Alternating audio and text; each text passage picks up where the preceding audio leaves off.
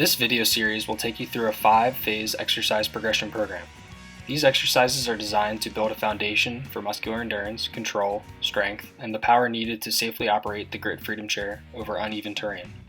Although these exercises are based on the best available evidence, we want to stress every Freedom Chair user is an individual, and this video series is not intended to be one size fits all. Everyone's goals, needs, and abilities are going to be different.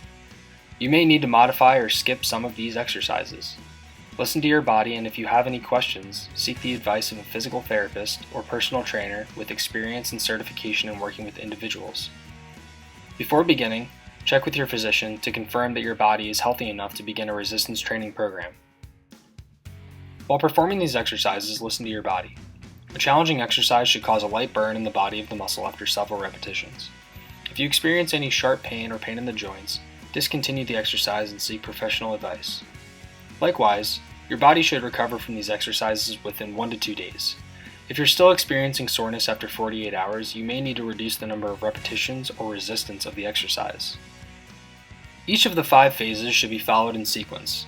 Phases 1 and 2 focus on developing stability and control in the core and shoulder, which help to prevent injury and provide a foundation for later, more challenging exercises.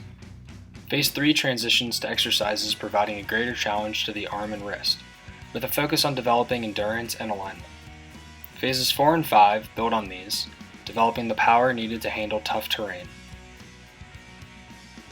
Some exercises specify using resistance such as weights or bands. In general, it's best to begin performing the exercise without any resistance at all until you are comfortable with the motion, then add light resistance. The rating of perceived exertion, or RPE scale, is what should guide your progression within each phase. In phases 1, 2, and 3, the target RPE should be around 4 to 5. For phases 4 and 5, the target RPE will be around 6 to 8. If you're able to complete the full number of sets and repetitions without reaching the target RPE, and while maintaining good form as directed in the videos, it's time to progress. In the earlier phases, this is best done by increasing repetitions. Once 20 repetitions can be performed without fatigue, resistance may be increased by 10 to 15% if desired. If you don't have the right weight, make the increase as small as possible and reduce the number of repetitions to compensate. In the later phases, exercises are more intense. For these, you may either add repetitions or add resistance. Exercises can also be progressed by varying the tempo. Once you've mastered the basic form, you can try speeding up the exercise or giving yourself less rest between sets.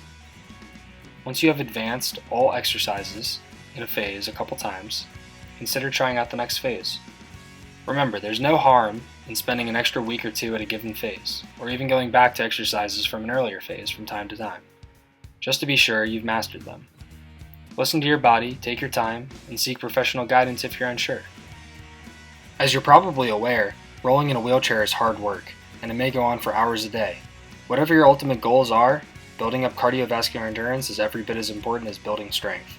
The phase resistance training offered in our videos is targeted at developing the muscles, but we shouldn't neglect the heart and lungs. The goal with cardio training is to get your body working at a constant, moderate level of activity for a relatively long period of time. If the exercise routine weren't tough, it wouldn't be helpful. That said, you shouldn't feel more than moderate discomfort. If you experience any sharp pains, difficulty breathing, or sudden changes to how you're feeling, it may be time to stop. Likewise, you should feel completely recovered after 1 or 2 days, refreshed and ready for your next workout. If you're still sore 48 hours later, you probably need to tone it down. Do something you enjoy. If exercise is a chore, you're not going to do it. Cardio workouts can be done with machines like arm bikes, rowing machines, or swimming, or simply going for a roll out in your chair in the neighborhood if it's safe to do so. Once you get your Freedom Chair, that too can be part of your exercise routine.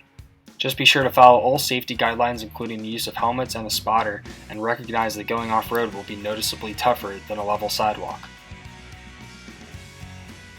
Here's an example of a workout plan day by day. If you're new to exercise, 2 days a week is a good place to start. As you get a few weeks in, you'll start to notice that workouts are getting easier. If your RPE is at or around 3 for the majority of your session, it's time to increase the duration or intensity of the workout. Always increase by small amounts at first. 5 minutes more can be a lot. Take it easy, build up slowly, and understand that you can always fall back to an easier level if you feel the need. Respect your body and it will become an amazing tool. If you're looking for more guidance, working with a personal trainer can really help. Just be sure that your trainer has credentials through the American College of Sports Medicine or National Strength and Conditioning Association. And also make sure they have experience working with athletes in adapted sports. Thank you, and we hope you enjoyed the videos.